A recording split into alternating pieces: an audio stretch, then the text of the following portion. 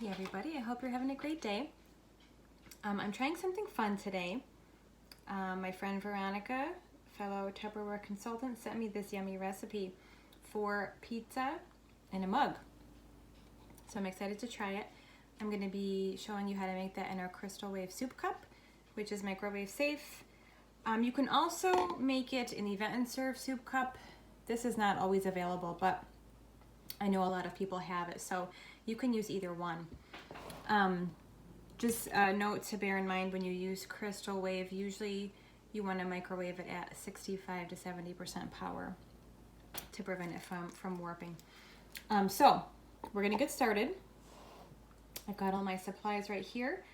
First thing we're going to add is 4 tablespoons of flour, and I keep my flour, of course, in a modular mate. Okay, so we're going to do 4 level tablespoons of flour. Okay. All right. And I love modular mates to keep the bugs out and keep everything really, really fresh. They do a great job with that.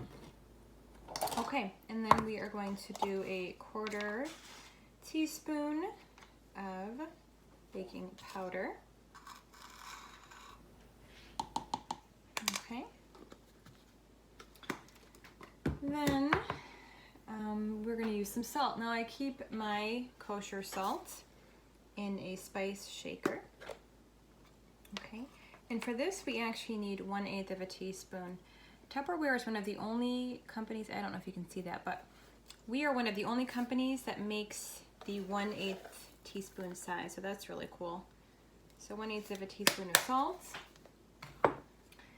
Then baking soda. Baking soda is another baking staple that you want to keep in a modular mate because baking soda will pick up all of the other odors from your pantry.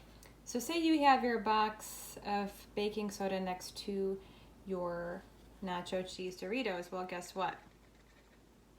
Your baking soda will taste like nacho cheese Doritos, and your cookies and your pie crust will also have the faint taste of nacho cheese. So baking soda is very key to keep in a modular mate.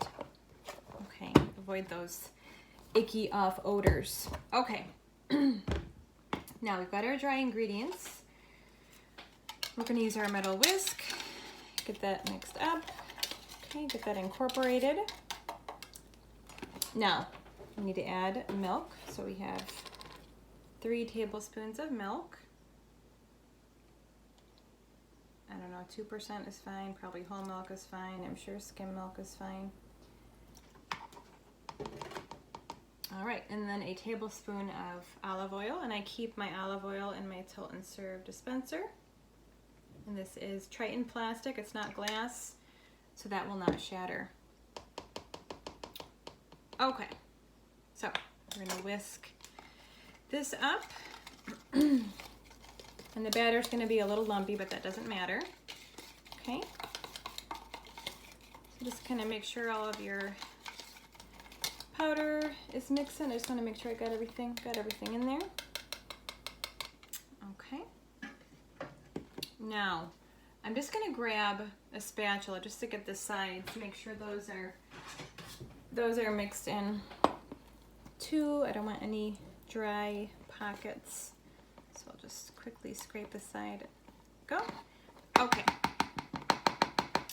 Now, this calls just for a tablespoon of sauce, but I like sauce, so I'm gonna add a little more than that. I'll probably just do 2 tablespoons.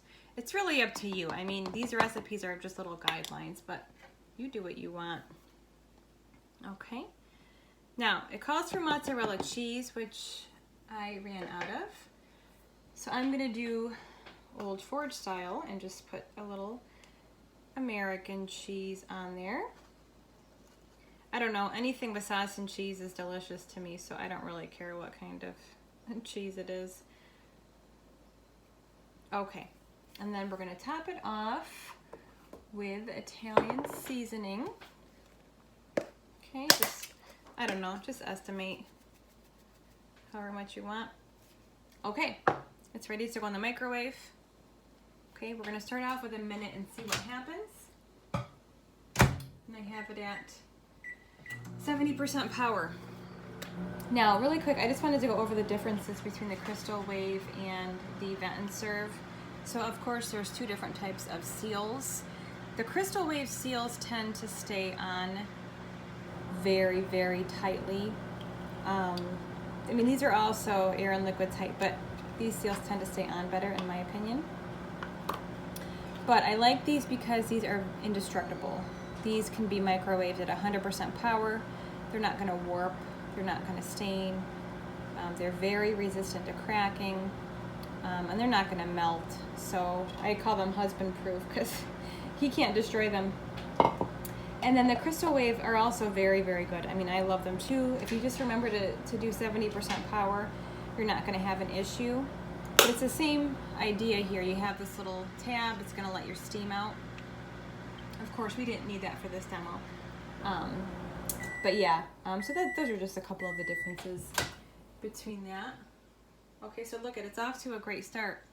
So I'm just gonna stir that up a bit, see how that's going. And let's do another, let's see. Try 20 more seconds and we'll see what happens. But yeah, so this is just a fun little thing to make for your kids if you're, you know, nothing to make for lunch.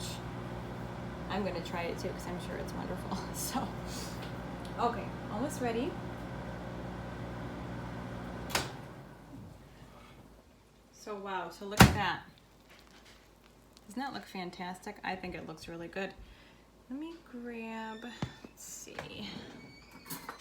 Let's get that another little, yeah, this will cool off and then we'll let the kids try it out. So there you go, pizza in a mug. So once the kids rate it, then I'll know how many, if I can give it 2 thumbs up. I don't know, it smells good, so we'll see what happens. But there you go, pizza in a mug.